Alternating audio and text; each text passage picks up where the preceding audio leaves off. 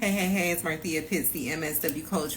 I want to ask you a question. How do you know when your fear is showing up during your job search, right? Specifically your macro job search or any job search, but specifically macro, right?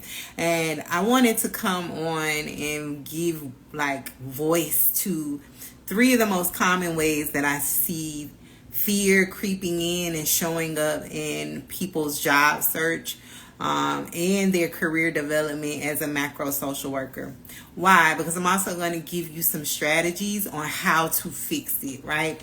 The biggest issue that I see currently holding people back from getting the macro job that they want is their underlying fear, right? Sometimes you will hear me talk about it as confidence, but the root cause, let's start doing our macro work, is fear. So I wanted to give voice to three of the most common ways that it can show up in your career so you can know how to identify it. But then I'm also going to give you a strategy on how to fix it. So let's jump right into it. The first way that fear shows up for some of my coaching clients, a lot of them, everybody's fear shows up at different points during the process of going through the program. It could be in the early stages of when they're going through the career clarity stage and they're realizing wow, what I wanted to do all along, I really could have done.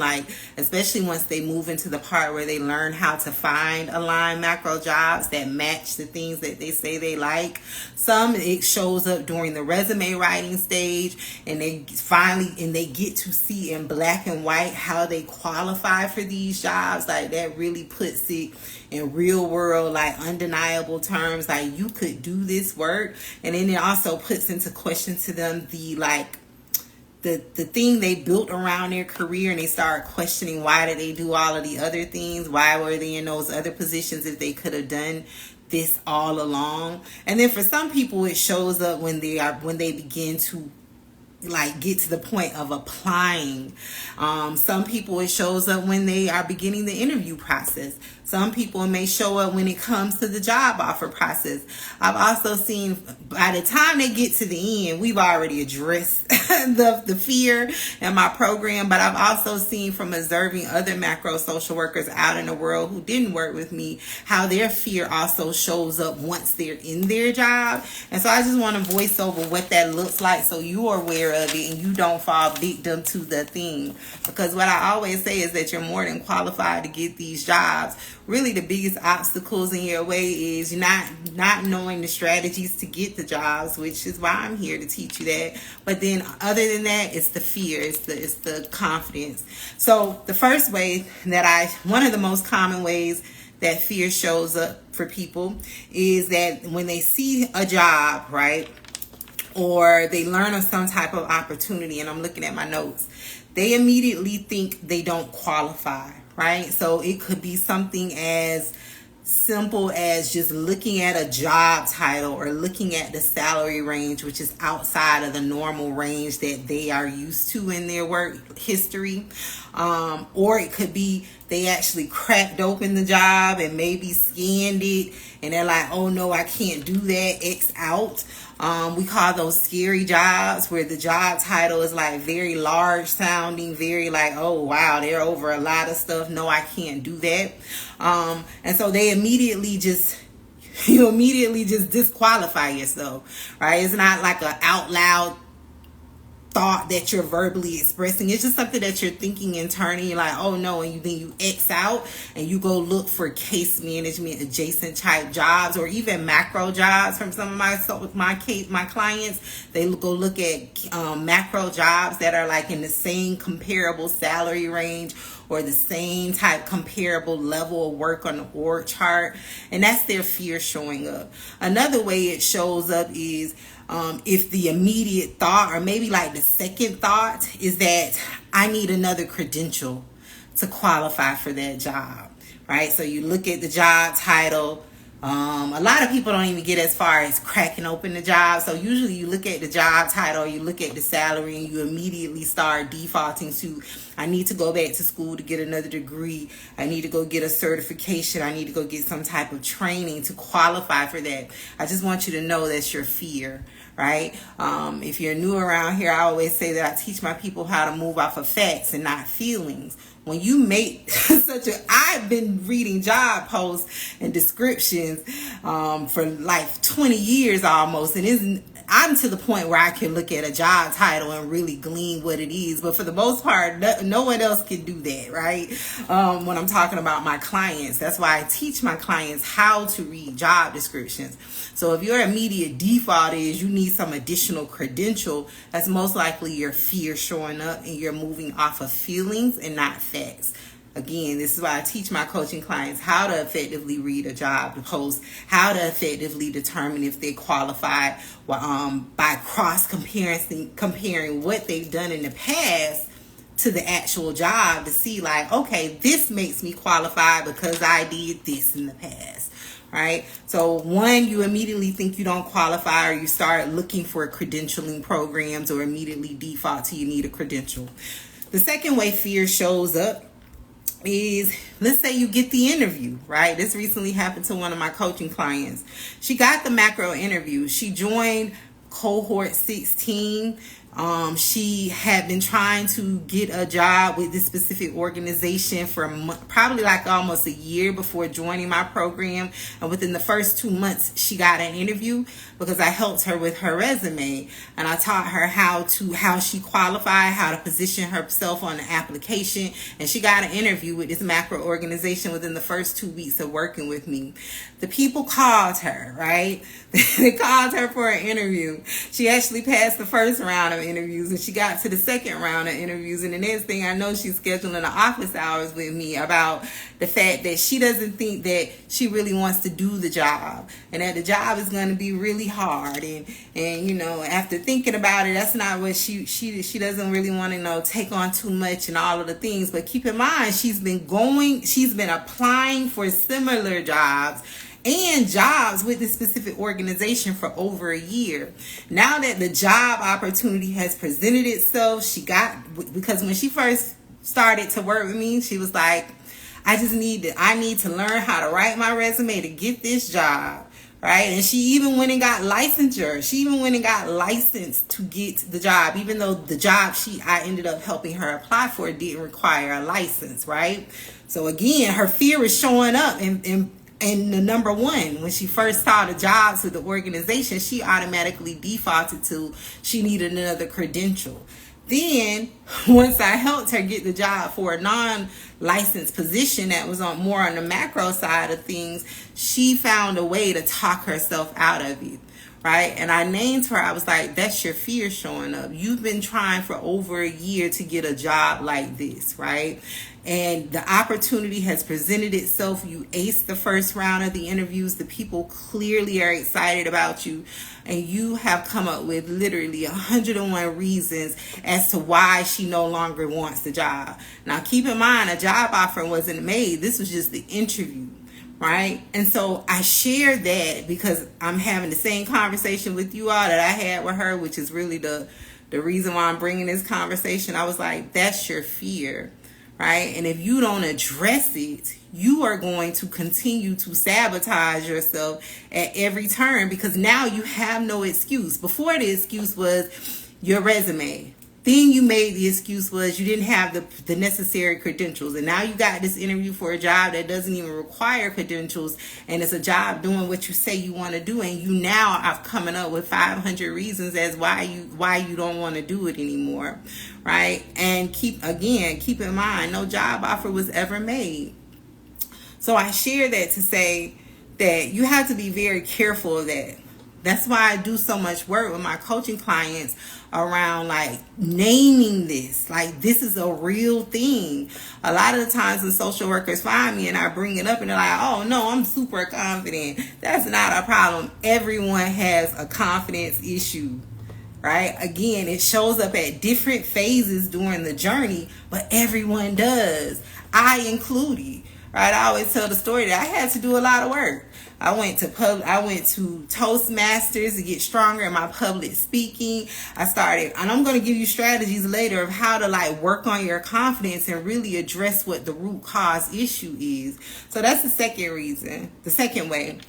The third way that fear shows up during your job search is that you get the macro job, right? Then you retreat back to case management. This has never been any of my coaching clients because we've addressed it by the time they're starting. But I observe a lot of people from afar on the social work streets online. And when I first jumped on the scene, I saw a lot of macro social workers who were retreating back to case management. And the first time I saw that, I was like, oh, they didn't do their deeper work. That's their fear showing up. Like, you work really, really hard, right, to get this position that you say is dreams for you, is goals, and people are shouting you out, and you're written up in news articles and all of the things, and then within a year, they're back in case management. And that was because their fear showed up. There is a glaring difference in work when you shift from micro to macro level work. Micro level work, someone is telling you literally step by step what you're required to do. Yeah, you have a little bit of freedom of how you deliver your service to your person, but for the most part, we're all working off of a checklist. You have to do the intake form. You have to give the people the support services they need. You have to meet with them bi-weekly to get updates and all of the things, and you have to note the case files. However, when you're shifting to macro work, I always say you shift from being the doer to the creator.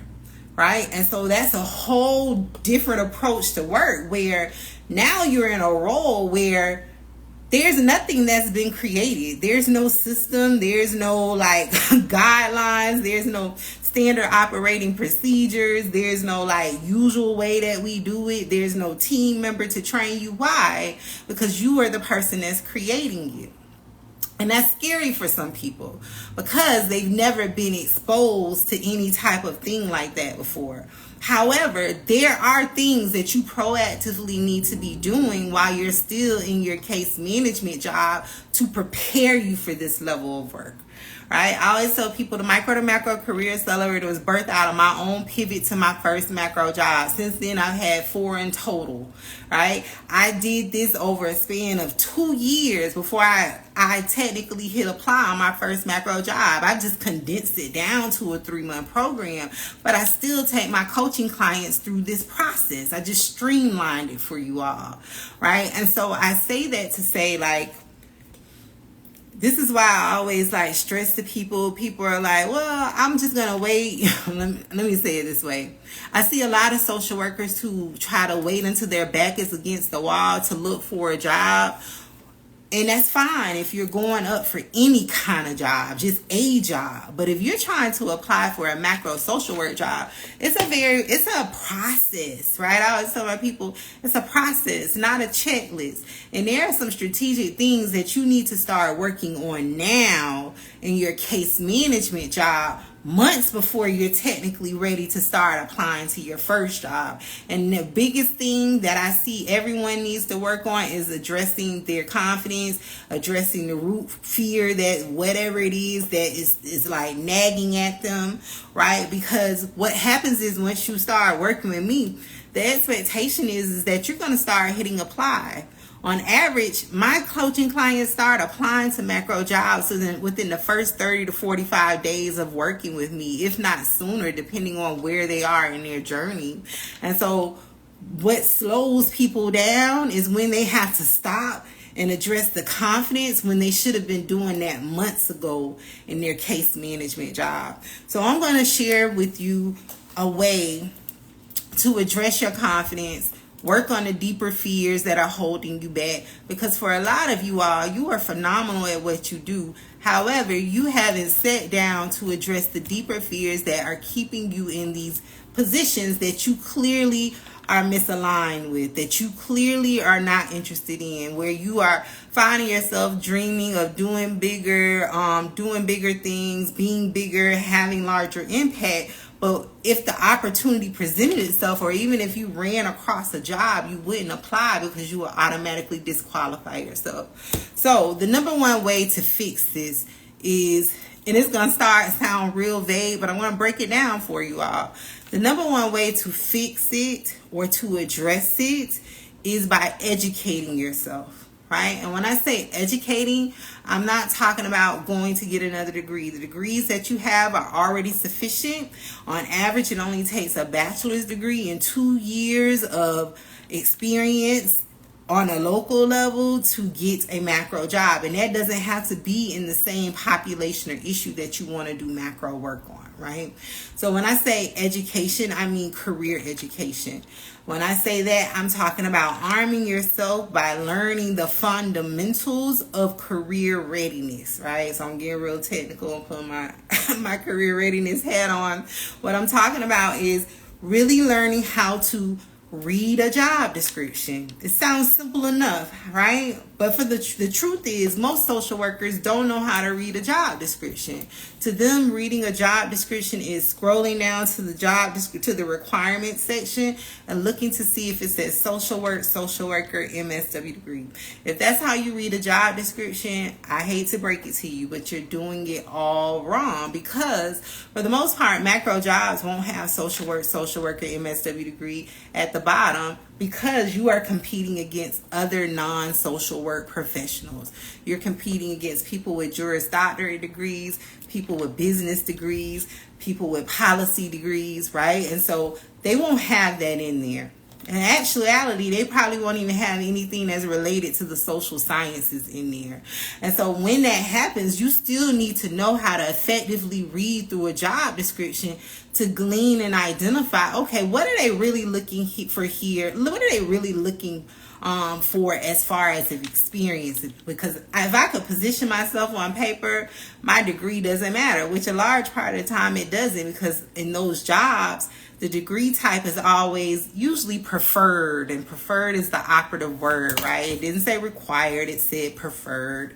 And so the first way is by really learning how to effectively read a job description.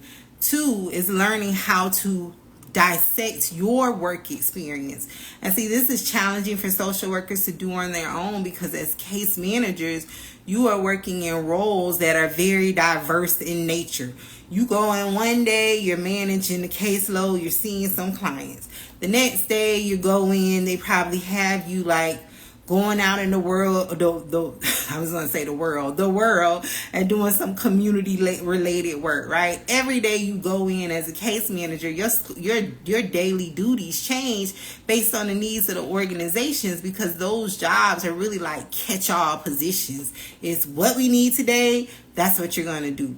So when you are doing a hodgepodge of different things in your role, it's hard to identify, okay, out of 100 things I did in that job with such and such nonprofit, what makes me qualified for this job, right? And so that's where I come in to teach you how to identify strategically what experience you have that makes you qualified for the jobs you want. So you learning how to do that on your own decreases your fear, right? It decreases your fear, because I always say, when you know what you know and you know that is right, it's nothing to be afraid of. And so that's why my coaching clients, they will hit apply on jobs like it's nothing, because they know that they qualify for them. And so career fundamentals is important. So learning how to identify the jobs, learning how to read the job description, learning how to identify your experiences, builds your confidence. Also learning how to effectively address any skills gaps that you have, right? So a skills gap is something that you realize that you don't have explicit experience on, but the type of job that you say you want is looking for this specific qualification. Again, none of my conversation is centered around going to get another degree. The degrees that you have, because social workers on average have two and more, usually closer to 4. Believe it or not, multiple bachelor's, multiple master's degrees. The degrees that you have are already sufficient.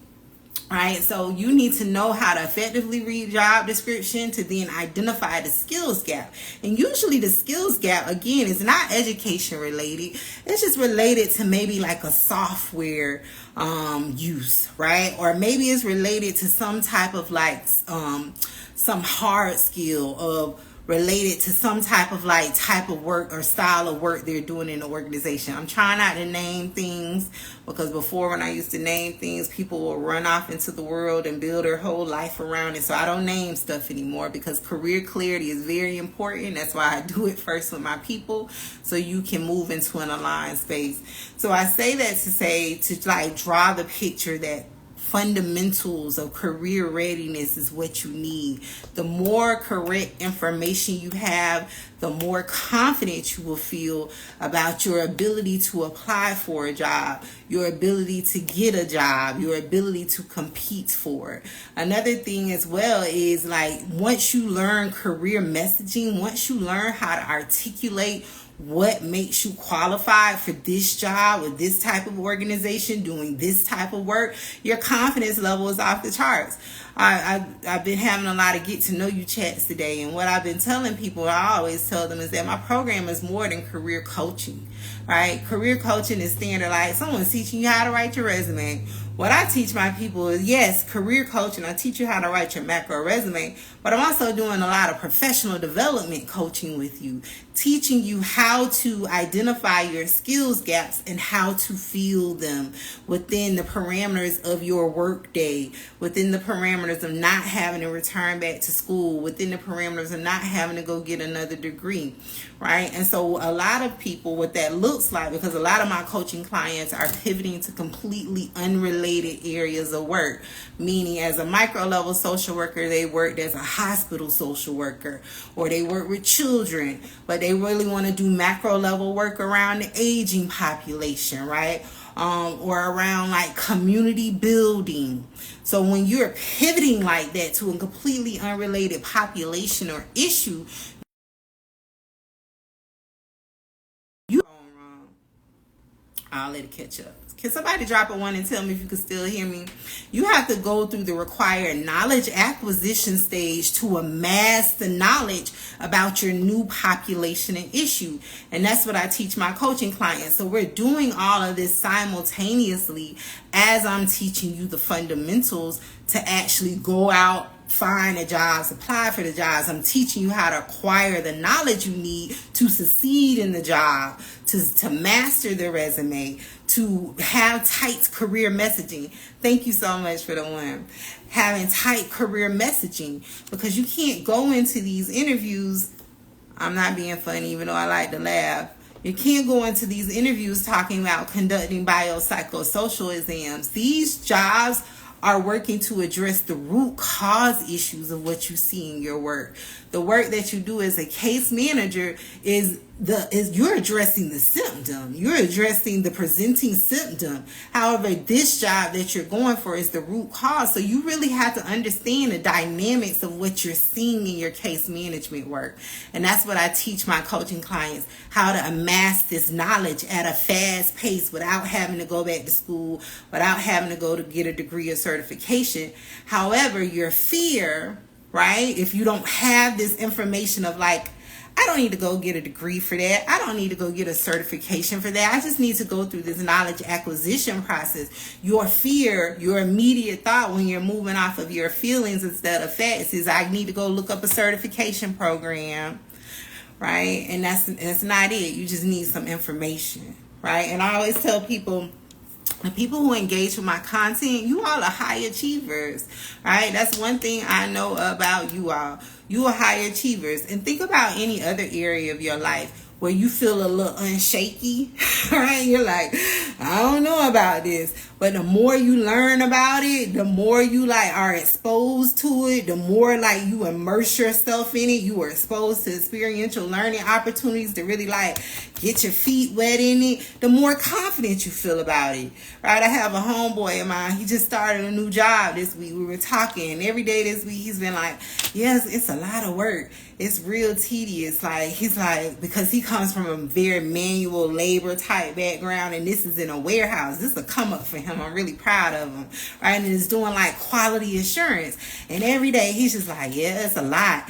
It's a lot of paperwork. It's a lot of things. I was like, but you're going to get it. It's going to be okay. You're going to do good. I said, just like with anything that you learn, is when it's new, it seems hard, right? It seems like, oh, I don't think I'm going to do this right. But then I said, in 3 months, you're going to be a pro. I'm sure you're going to get employee of the month and everything because he's a top performer. That's just like the same thing with you all. Think about when you first start your new job on day one and the people are training and you're taking all of the notes and you have your notebook and your pen and you're like, I'm not going to remember all of this stuff. Oh my gosh. And then 3 months in, you're a pro. You don't even have to look at your notes anymore. People are coming to you to ask questions, right? So it's the same thing with your career and the confidence. Your confidence is shaky because you don't have enough information. Your confidence is shaky because you haven't had any opportunities to really like get your feet wet, practice in a safe environment. And that's what my program provides. I expose you to the information, but then I take you through the knowledge acquisition. I teach it to you step by step through a series of different modalities, right? So you can really master it in a safe environment. So when it's time for you to hit apply, when it's time for you to go interview for the job, fear ain't nowhere to be seen, right? And so this is how my coaching clients really get their jobs. Everybody comes in with their confidence level through the roof, like having an issue. Everybody, no one's exempt. Even the ones that say, oh, confidence is an issue for me, it shows up for them. But by the time it's time for them to hit apply and they've been with me for the 3-month period, it's nothing. They're like, oh, I'm gonna apply for that, say less. They want me to come in for an interview. Oh, no problem, I'm there, right? So I really wanted to tell you all that, to give words to 3 ways that fear shows up and how to fix it. And again, I learned this through my own pivot. When fear was showing up for me, right? I had to go through a lot of trial and error. I did all of the hard work. I tested out everything for you all. And I now can tell you, like, look, fear is a thing. It's very real. No one is absent of fear. Fear doesn't ever go away. But here's a strategy to address it and like push through it anyway. The more information you have, the less fear you have. The less you feel it. The less you let it paralyze you from taking action. Right? So, School Social Work says, I hope you say this live because my service about to shake you with no Wi-Fi. Yeah, I'm going to save it. I'm going to post it on YouTube. So, those are just 3 ways that fear shows up and how to fix it. And then I even gave you a strategy on like how to fix it, how to do all of the things. And then also I'll add to that, the best place to address your fear is in your current case management job. Because it's low stakes. It's nothing that, like, it's not like you're waiting until you get your macro job and your fear starts kicking in. And it's like make or break. Like in those jobs, you can't be wavering. You got to be ready to hit the ground running, right? So if you do it in your case management job where the people, they just, as long as you see your people on your caseload, right? You can do it in an environment and it's low stakes and there's nothing at risk. That's the best place to start. I gave one of my coaching clients who came through Cohort 15. She is off the charts now. Confidence is no longer an issue for her. But when she first started working with me, the first challenge that I gave her as she was learning the fundamentals was to just start sitting in front of the room during the team meetings. Why? Because that's how I started. I used to sit in the back during case management days. Just to sit in the back of the room, sit in front of the room. I said, and then after a few weeks of her working with me, the next challenge I gave her was add something to the conversation. Right? It doesn't have to be an original thought or an idea. Just confirm something that someone else said. These are the small steps, the small strategies, proven strategies. And again, this is more like leadership development. And you don't have to be a leader to need leadership development coaching. So that's why I say my program is more than career coaching. This is how my coaching clients are now like the top 2% of their industries, is because I've addressed everything that could possibly arise to stop you in your career. Why? Because I had to figure it out myself. All right, so my coaching client was like, the next meeting, I want you to add something to the conversation. Then the next meeting after that, I want you to propose a new idea. And then the next meeting after that, next thing I know, she's been asked to sit on a special regional-wide advisory team. She's been working there over 15 years. She's never been invited to such a thing. And then she emailed me like after the meeting. She's like, Marthea, I was on fire. She's like, I wasn't scared at all. I know, because I gave you the strategies that work. Right? And it was also because she had been arming herself behind the scenes with all of the career fundamentals. She had been mastering the knowledge. She had been going through the knowledge acquisition stage around her population, around her issue. So she got in this meeting and they were talking about her issue.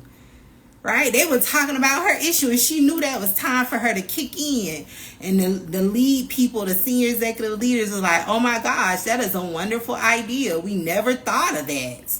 Right? And then they gave her another assignment to go and pull some data and bring it back and present it to the full group and some additional regional leaders.